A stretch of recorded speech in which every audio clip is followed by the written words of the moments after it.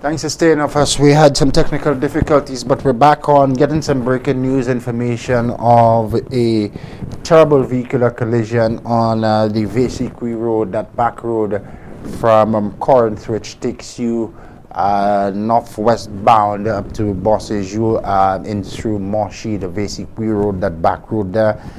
Breaking information of a terrible accident along that stretch of road. A female driver, we understand, involved in that vehicular collision. There are children involved, so at this time I don't think it is necessary to show you some of that graphic imagery, but be guided. If you are heading north, you want to stay away from that section of road, the Vesikwi Road in through to Norbe and Moshi. So continue to stay with us. We will bring you the details as they unfold here on the platform. Good morning, Saint Lucia Vibes at Sunrise. We're not on Facebook. We're having some difficulties with the platform there, but we're streaming in HD on YouTube, so you can search Good Morning Saint Lucia. Let's now hear from the Prime Minister of Dominica, the Honorable Roosevelt Skerit, calling a snap elections.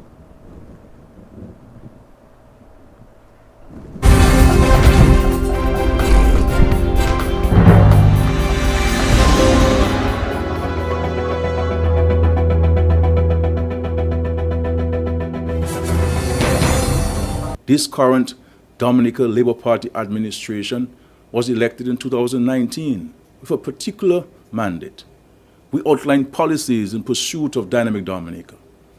We set ourselves goals within a specific time frame that cannot now be met because of the unforeseen global circumstances. The reality is that our country was paralyzed for months. Things we wanted to do, we could not do. Some things we started have not yet been finished. This is not a game of juvenile wrongdoers. Running a government and a country is serious business. We have to operate in the realm of reality and practicality.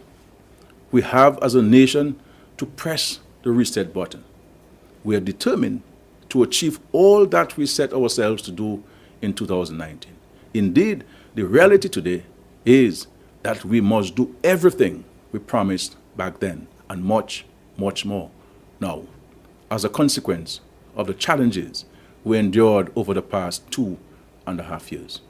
We need a national reset if we are to fully recover from COVID and put this country back on a trajectory of real and sustainable development over the next 10 to 15 years.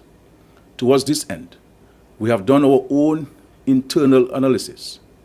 I started first with myself. I have been your chief servant for 18 years. I am eternally humbled and very grateful for the opportunity you have given me to serve.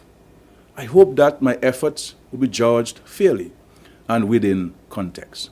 On this occasion of national reset, I have listened to the views of all, and I have made a personal decision, which I have shared with some of my party elders. You have given me a mandate that constitutionally allows me to remain in office as your Prime Minister until April 2025. I do not intend to go beyond that date. I have run my race, and I intend to finish the course, with Dominica safely back on a road of sustained progress and prosperity. That is why I am calling for a national reset. I would like, however, to preside over a peaceful and dignified transition of prime ministerial leadership to someone of my party and my colleagues' choosing. We have, as a party and a government, to prepare for the next 5 years of COVID rebuild and rebound. It will not be easy and will require commitment, dedication, and perseverance. There is need for a blend of experience, energy, youth, and positive attitude. This is the desired formula for carrying Dominica over the proverbial line. It is my intention to stay on for another 2.5 years, if it is your will. But some of my colleagues who have been with me through this journey, and others whose stint in elective politics has been much shorter, have collectively agreed that the time for renewal of the team is now. We need a refreshed Dominican Labour Party team for these very unpredictable, unprecedented, and very challenging times. Following the changes we made in 2019, there shall be next time around to be other changes to ensure the continued renewal of the Labour Party frontline and maintain our continued relevance and the achievement of the visionary goals that we have set ourselves and our country. The Dominican Labour Party must continue to be the beacon of hope. It must be the option for those who wish to see our country progress. The challenges that we face are now. They are already upon us. We cannot take chances with the future of this country. We have set ourselves on a progressive path of development and growth that will see prosperity for our people and our country. I shall be honored to use the benefits of my 22 years experience in politics to lead the Dominican Labour Party and this country through this period of global, social, political, and economic uncertainty. We shall be the change that the country requires as we continually reshape, adjust, and correct course as we move steadfastly towards a dynamic Dominica, a resilient Dominica. With that in mind, I shall lead a new look Dominican Labour Party into fresh general elections that will be held at the soonest possible time. I want for the year 2023 to begin with a fresh mandate given to a fresh Labour team to commence the work of building post-COVID Dominica. With this in mind, today I wrote to His Excellency the President and advised he dissolves the current parliament of this country effective immediately.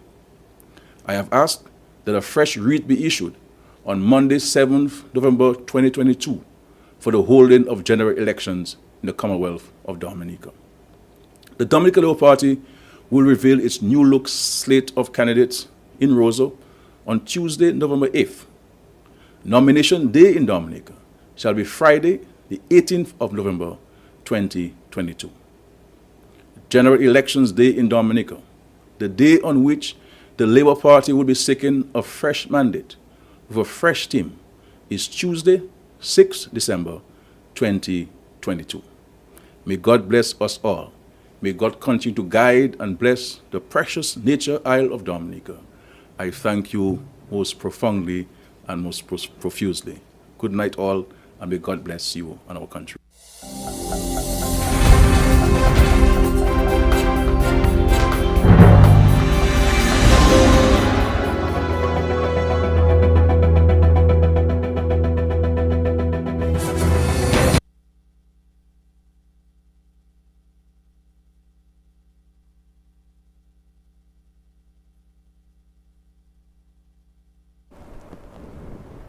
You just heard there from the Prime Minister of Dominica, the Honorable Roosevelt Skerit, who is getting ready to lead his Dominica Labour Party again to the polls. Snappy elections, political observers at home in Dominica and abroad as well tuned in to the developments. We are scheduled to go over to Paris where political pollster Peter Wickham is. However, we had to make a shift in the schedule. Tomorrow, Mr. Wickham will come on as well as a Dominican journalist as well. But I have on the phone line, on the floor video line, apologies, former government minister in Dominica, Mr. R.T. Martin. Mr. Martin, good morning. Thanks for joining us. Good morning. Thanks for having me. Look forward to a conversation. Absolutely. Let's start off. When we listen to your Prime Minister, he said that he will be presenting a new slate. Not the first time that he has said so, but when you review those remarks, a fresh slate of candidates, a new slate, does it say to you that he is dissatisfied with some members of his current regime and hence the need for change? Let's start off here. I think it's much more than that. I think he is publicly admitting to not having delivered on the vast majority of the commitments he made to the Dominican people back in 2019 and even in previous elections.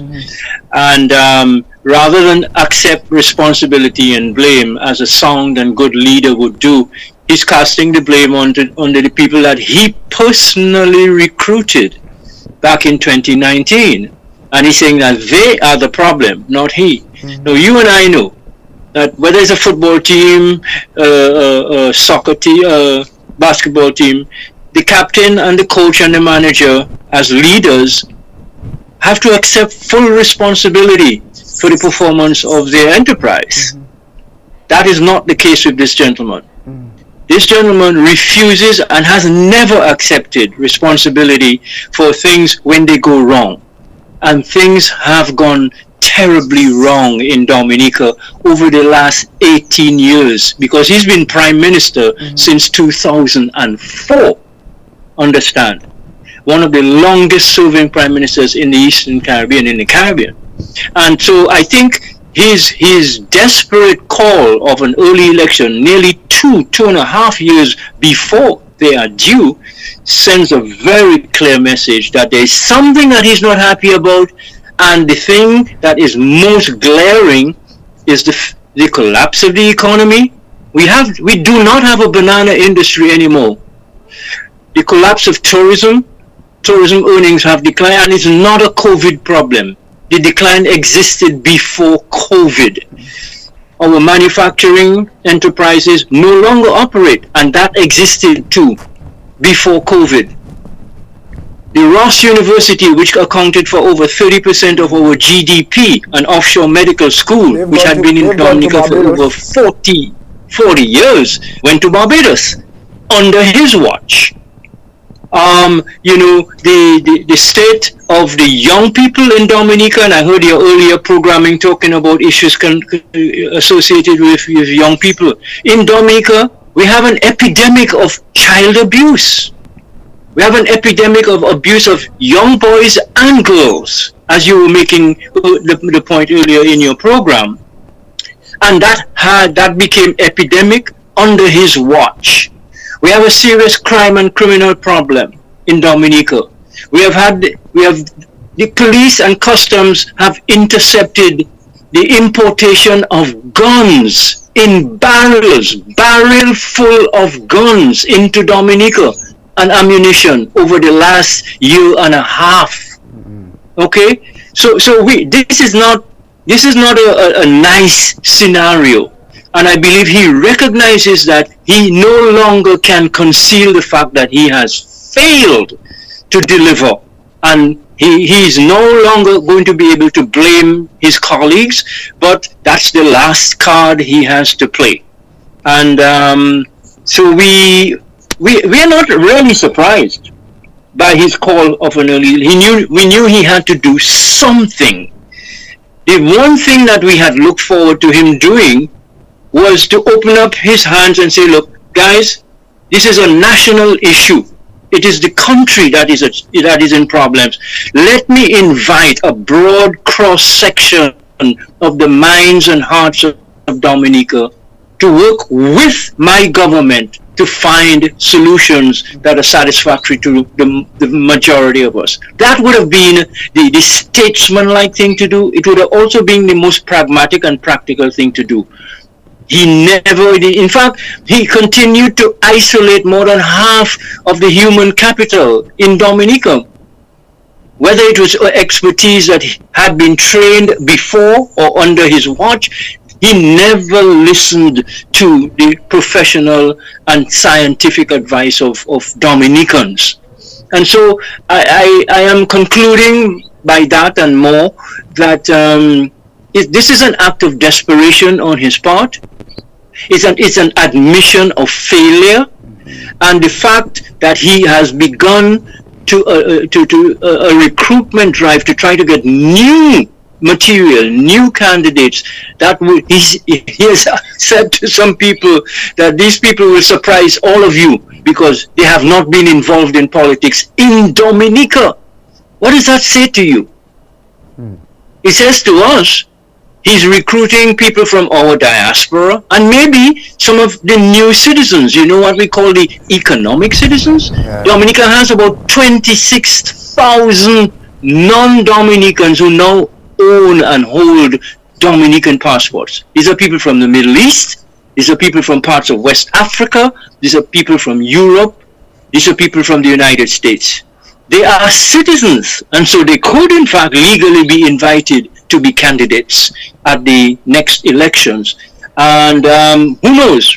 The rest of the region better pay attention, very close attention, to what this guy is considering doing in Dominica. Yeah, we'll look at the slate. It will be an interesting unveiling this evening when he presents the new slate to see what's the makeup like. And I thank you for painting that domestic picture, Mr. Martin, because on the outside, and even us here in St. Lucia, looking into the nature aisle, ordinary observers don't get that picture at all.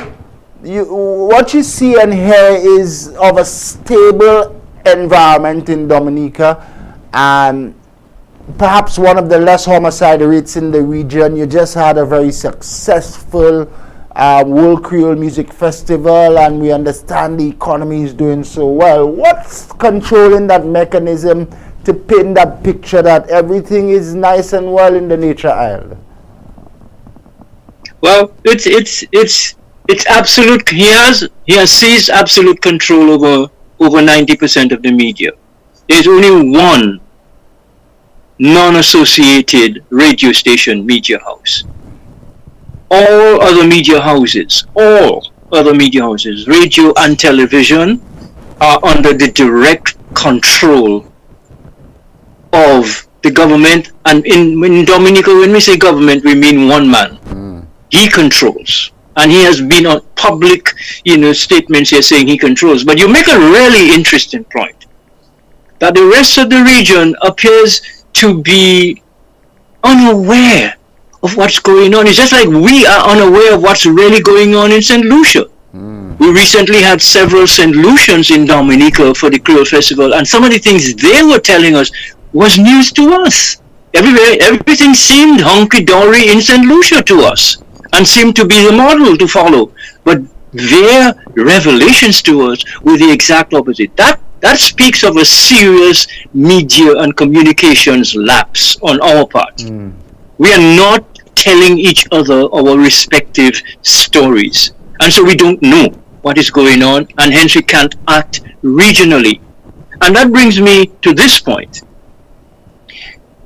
I'm old enough to have lived and worked during the period when Caribbean integration and Caribbean unity and Caribbean cooperation was a standard feature of the policy dialogue and the political dialogue in our region.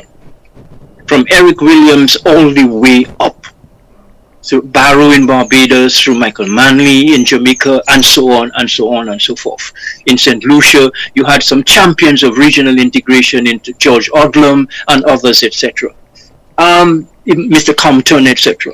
So, but that has dropped out of the mix, and so we are each on a frolic of our own, paying little or no attention to what's going on, what lessons we can learn from each other, except in one area where there is a super high level of cooperation, information sharing, and collaboration. And that is at the level of the behavior of the leadership of our respective governments.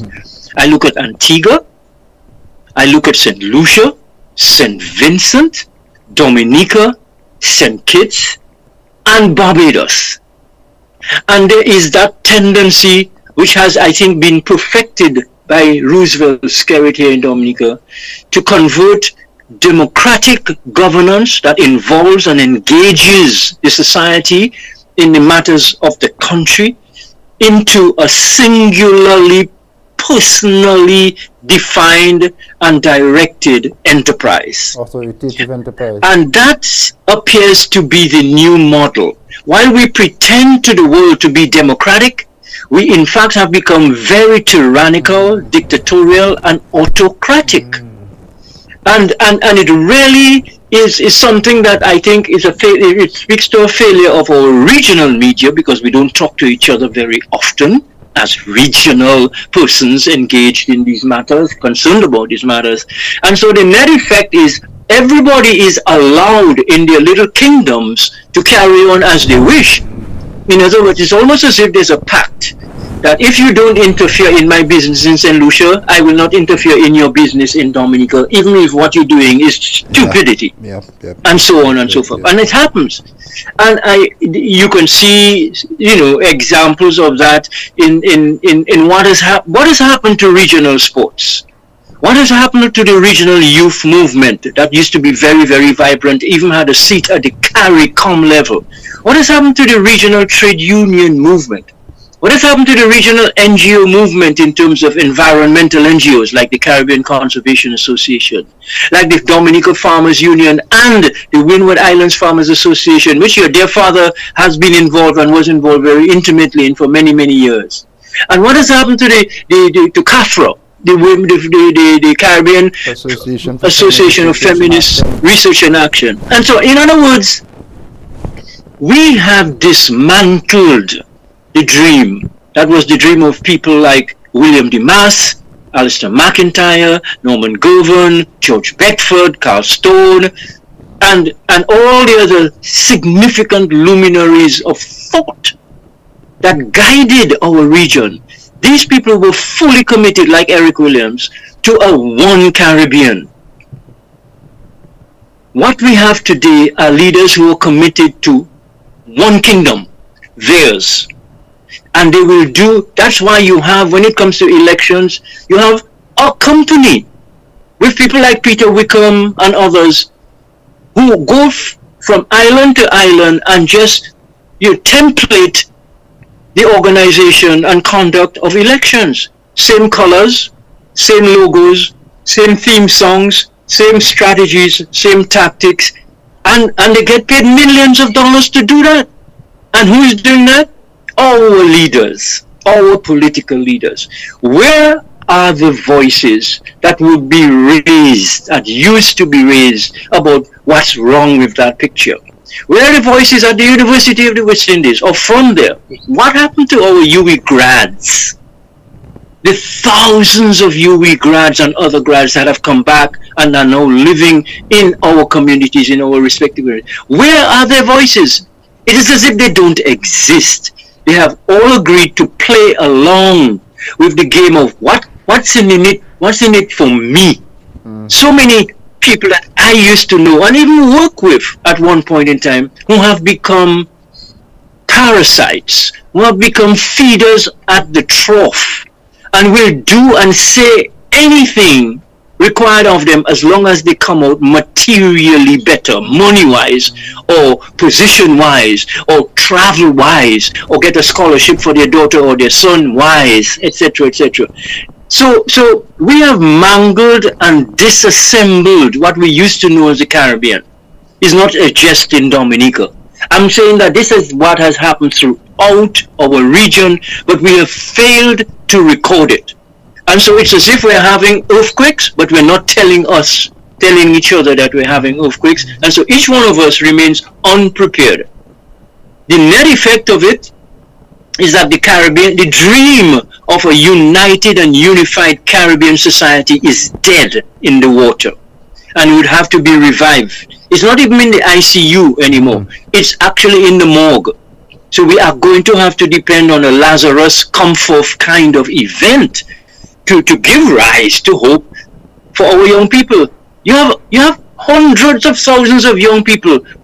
Ask them, as we often do, what do you see for yourself? What is your hope for the future? What would you like to do?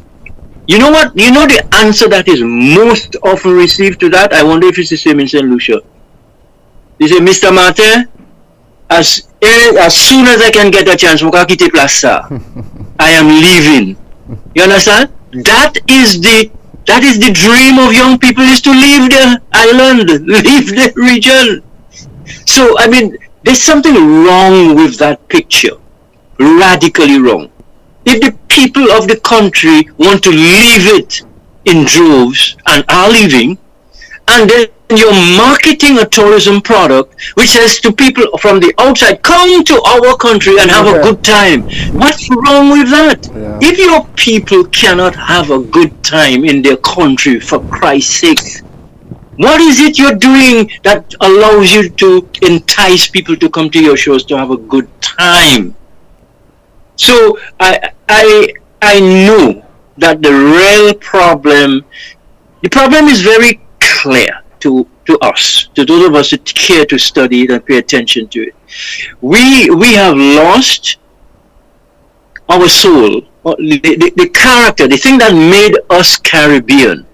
When you think of Caribbean, you think of nice people, hospitable people, kind people, people who know how to have a good time, but also people who work hard to build themselves and their communities up.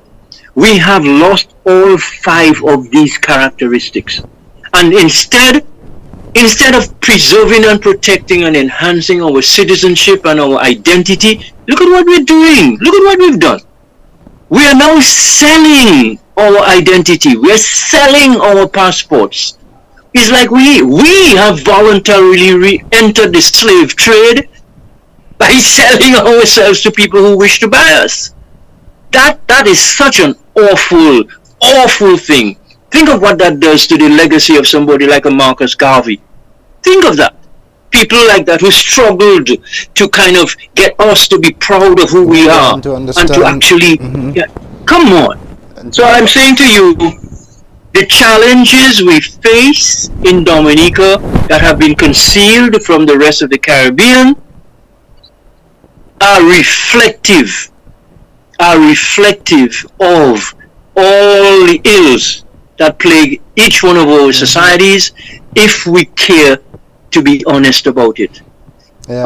Our social institutions that used to be crucial back in the day, like the Caribbean Conference of Churches and the trade unions and the voluntary organizations and so forth, the chambers of commerce, etc., that all of them used to be actively involved, not just in their personal and sectoral business, but they were responsible citizen groups that stood occasion whenever there was a need to. Where are they today? What are they doing? What is their agenda today? And that will explain why we are where we are. We are scrambling for dollars. We've made dollars our God. We've made money our God.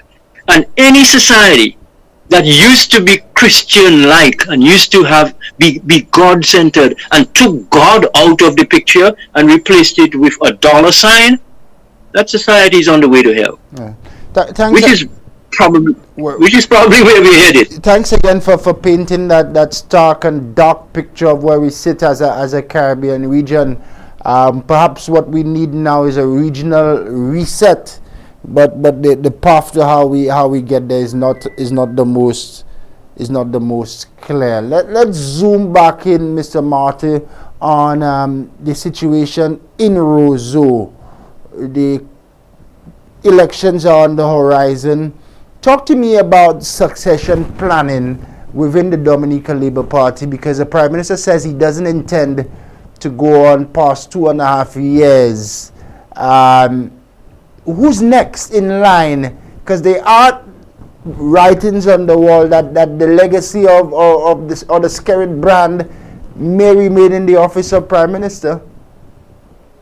Well, listen, there are several options, and in fact, he's not been shy about letting it be known. He wants to be president. He would like to become an executive president. That notion has been mooted, for some years now. The creation of an executive president, so he would have both policy-making authority and administrative authority. So he would, as the head of state, be the leading policymaker as well. But it would do something else. Under our laws, the president is immune from prosecution for anything. That is what he seeks. He seeks protection from prosecution for all the crimes that he has been involved in and are you aware of what this man has done? Are you aware of the people he has been spending time with? Are you aware of the name Ali Reza Montfared? Alison Mandueke? Do you know these names? These are all international criminals sought by Interpol. for theft of vast amounts of money from their respective countries and so forth. These are his cronies. These are the people he personally made the owners of diplomatic passports of the Commonwealth of Dominica. These people are being sought by the United States, by European governments, by Interpol, by their home governments, in one case Iran, in another case Nigeria.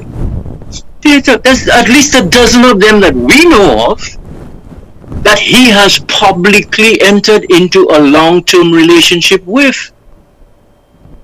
He has been told by US officials that he has done great harm to the architecture of safety and security in the Caribbean.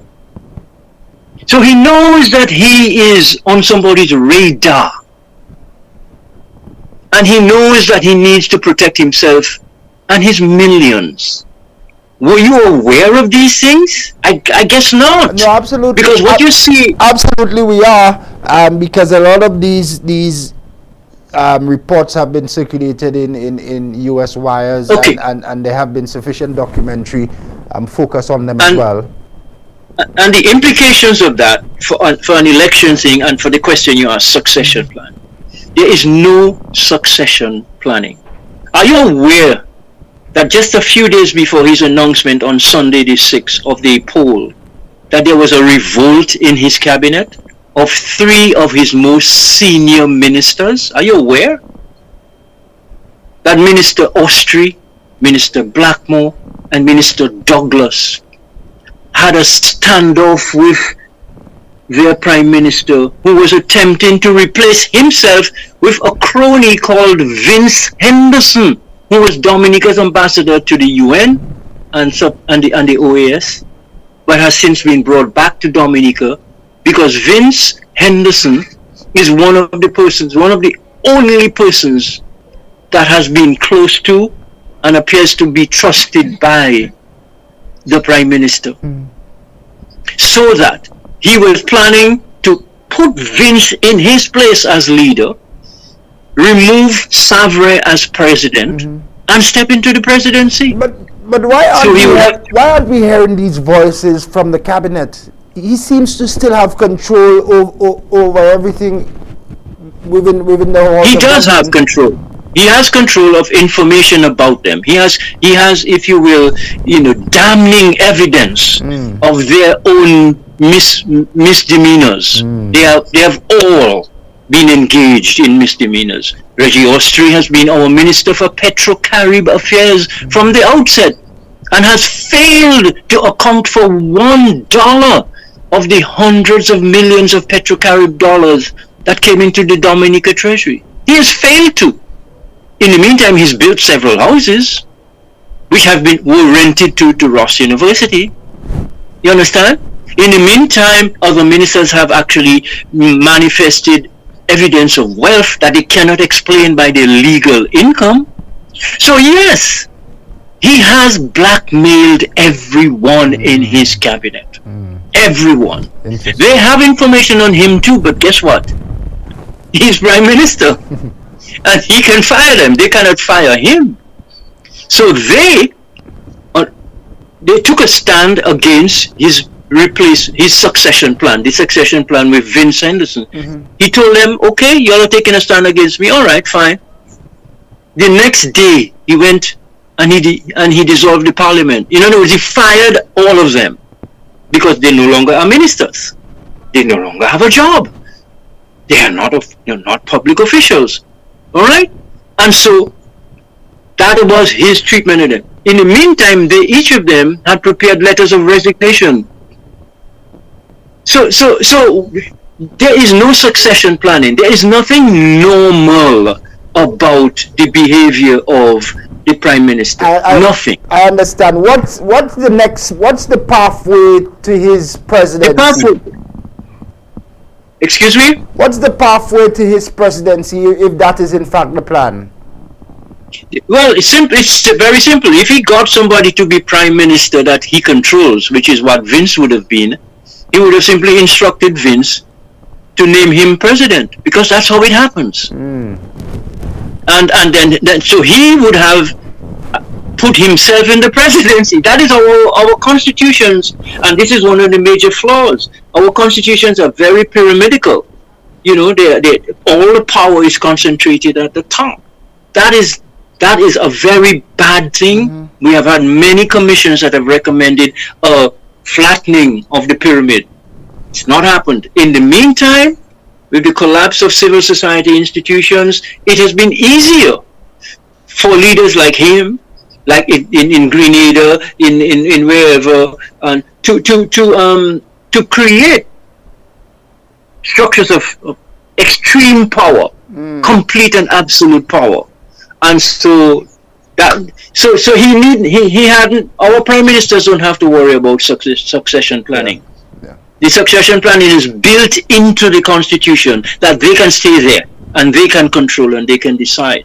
I would say in all the darkness there's hope, because as long as there's life there's hope. As long as there's people there's hope, and there is a resuscitation of, if you will, popular movements in Dominica across the board. You know, in the farming community, in the women's community, youth, etc. Yeah, it is adversity that has caused the resuscitation to give itself life again. And I believe what's going to happen is that the future can be bright, but there are two paths. If you have leadership on all sides that is open to dialogue and to participation, it will be very swift and very peaceful, because all hands will be on deck, because people have been asking. But if we don't have sensible and sensitive leadership that is committed to principles of democratic dialogue and so forth, we will have chaos. You see what's unfolding in Haiti right now? Yeah. So I suspect, Mr. Martin, we closer to the latter in our Caribbean region. Interesting the next 7 to 14 days in Dominica, as we continue to monitor the traction that you say will unfold. Finally, from you to us, and we'll bring you back again in the coming days. What lessons are there for us in St. Lucia and other citizens, political organizations across the Caribbean, for what we see unfolding now in Roseau? The lessons are simple, but maybe in their simplicity they are hard to execute. People have to remain aware, pay attention. It's like if you have a crime problem. I heard you talking about if a pedophile moves into a neighborhood, it is up to the parents and adults in that neighborhood to know where that guy is, what is he up to report his activities to the officials, and if the officials don't take action against him, for the community to take action directly against him. This is the same thing. If you compare our leadership to pedophiles, because they are abusing their people. A pedophile abuses children. They are abusing their people. We need to know where they are, what they're doing. So, St. Lucia, pay close attention to everything that is happening. Pay close attention to your finances, your public finances. Where is the money coming from? Who is engaged with it? Who is managing it? Which are the priority areas receiving resources from the national posts, etc.? Pay attention to the appointments to key decision-making positions, not just in the policy-making cabinet of the government, but in the public service as well. Because you will see that there are concentric circles of persons who are supportive and enablers of corrupt politicians. So permanent secretaries. Who are your permanent secretaries? Are they fine, upstanding men and women of integrity and competence? Who are your chief technical officers in agriculture, in planning, in housing? Are they competent, or are they square pegs in round holes, doing the wishes of a politician who gave them that square peg opportunity. Pay close attention. Pay attention most of all to what your young people are telling you by their actions. They may not be as articulate, they may not be even have access to anybody to talk to, but by their actions they are telling you what is good for them, what is bad for them. Pay attention. Give them support. Find a way at the school system to not just teach them arithmetic and teach them language and teach them chemistry and physics. Teach them about interaction with each other, social skills, organizational skills, management skills. If we don't do that, we are actually locking ourselves into a very dark future, much darker than the one we see for ourselves here in Dominica. There are lots of other lessons in the arts and culture and things that we need to look at. You know what happened at the World Creole Festival? Do you know that one artist from Nigeria was paid over $1 million to perform for 1.1 million US. Excuse me? 1.1 million US equates to just about 3 million Eastern Caribbean. To perform for 45 minutes. Yeah. And our local bands and artists who according to those who participated in the show were much more or at least equal to the electricity of his performance. Some of them got less than 3,000 EC dollars. Yeah. Come on. So much more we will talk about, Mr. Martin, but time has run out today. We'll bring you back again. Sure, no because problem. You are walking encyclopedia on everything in the Caribbean. So pleasure is all ours to have you on this morning, and we'll talk again soon. It's my pleasure, and stay well. I'm so happy and proud to see you and your dad working together. That's a model. That's a model. Thank you so much. Thank you so much. Okay, my friend. Bye-bye. Former government minister in the nature of Dominica, Mr. R.T. Martin. There's so much more that we can have him on and discuss with him, but we have to conclude today. Interesting times over in Dominica. Lessons us here in St. Lucia. You recall Roosevelt Skerit was in town here in Castries not too long ago, just about 2.5 weeks ago. He was here addressing the congregation of the ruling Saint Lucia Labour Party. Interesting to find out what he may have said to them behind doors as well. We'll continue the discussion tomorrow with political scientist Peter Wickham, and I'll have a Dominica journalist as well on with us. We'll also talk some of St. Jude's and continue our focus on the sex crime, which continues to affect many, many young girls and boys here on St. Lucia. But that is the program for today. We'll be back, God willing, tomorrow. On behalf of my entire team, thanks so much for watching. Bye-bye for now.